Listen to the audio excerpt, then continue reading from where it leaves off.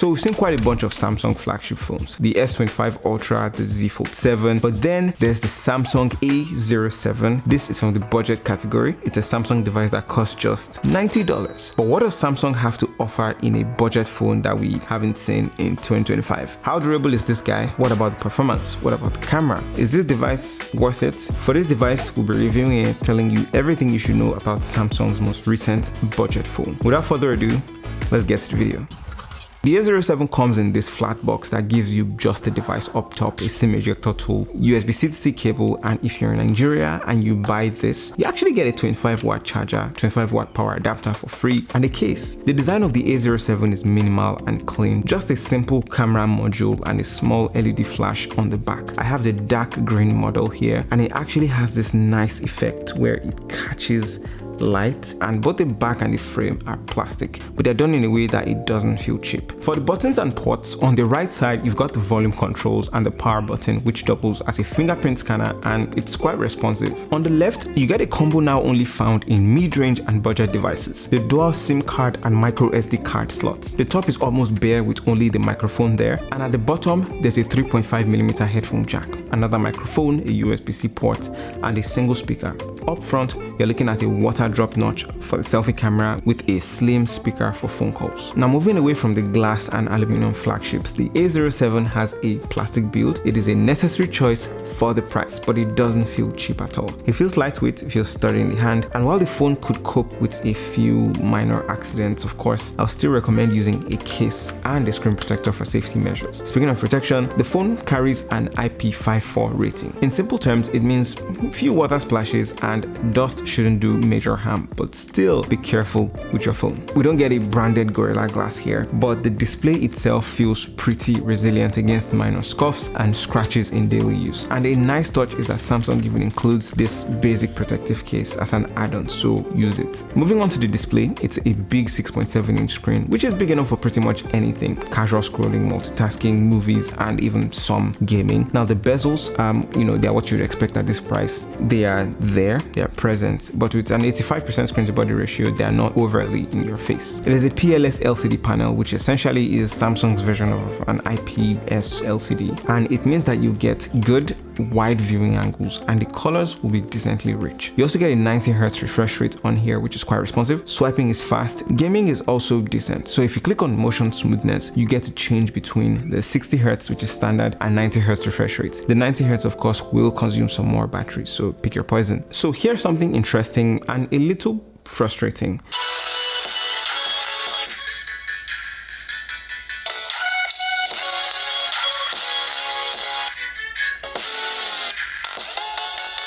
Did you see that? The audio just disappears because it's a single speaker at the bottom. Even at max volume, you might really struggle to hear anything, especially in a noisy environment like a busy street or a loud room.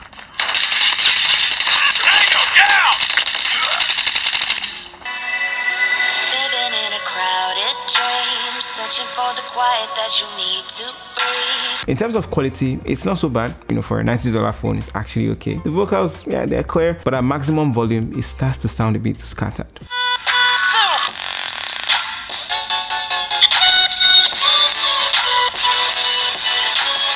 The instrumentals come through though. The bass could use a little bit more work. It's functional for podcasts and videos in a quiet room, but for deeper media consumption, you might want to use headphones. This phone runs on MediaTek's Helio G99. That's a 6nm octa-core chipset, and honestly, it's a good chipset for this price point. What this means for you is it's a significant upgrade in general performance and in gaming. It handles pretty well with games like Call of Duty, and for heavier games like Solo Leveling or Genshin Impact, it'll be quite intense for this device. This isn't just for social media though, or for calls alone. It is a great option for budget conscious gamers who need a capable device on a budget. There's slight warmth to this phone after some gaming, but it should recover fast. It almost feels like in areas where the phone makes a compromise, like the single speaker or the plastic build, Samsung strategically makes up for it in other critical areas like this processor, for example. It's a good processor. And for software, it's running on Android 15 with One UI 7 currently, and Samsung says this is eligible for 6